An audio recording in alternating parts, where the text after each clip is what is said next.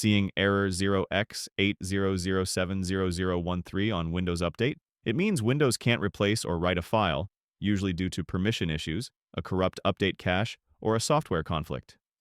In short, something's blocking the update. Here are the fixes. First up, your third-party antivirus might be blocking Windows Update. To fix this, open your antivirus app and look for the option to pause or disable protection temporarily. Then retry the update.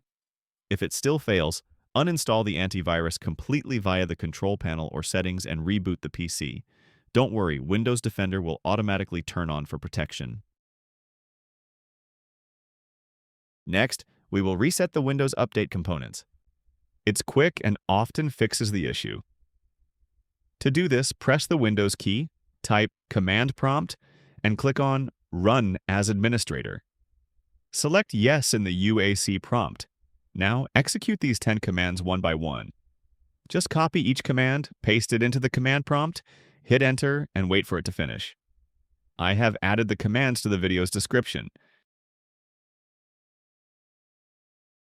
If resetting the update components doesn't fix the issue, the next step is to repair any corrupted system files.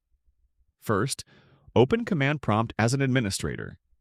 Now, you'll need to run the commands for the DISM tool and SFC scan.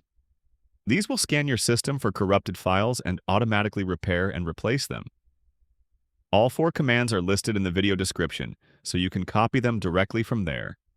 Once you've run them all, restart your PC and try checking for updates again.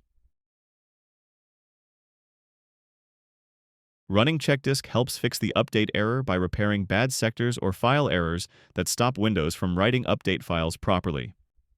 Open Command Prompt again as administrator, type this command, and hit Enter to run it. When it asks to schedule the scan, press Y and then Enter. Now restart your PC. Windows will automatically check your drive and fix any disk-related errors before booting up. After the scan, log back in and see if your system feels smoother. If you still face issues, the final step usually fixes them completely.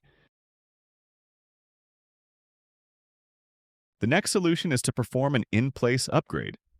It's similar to reinstalling Windows, but your personal files and apps stay intact. For this, you'll need to download the Windows ISO from Microsoft's official website.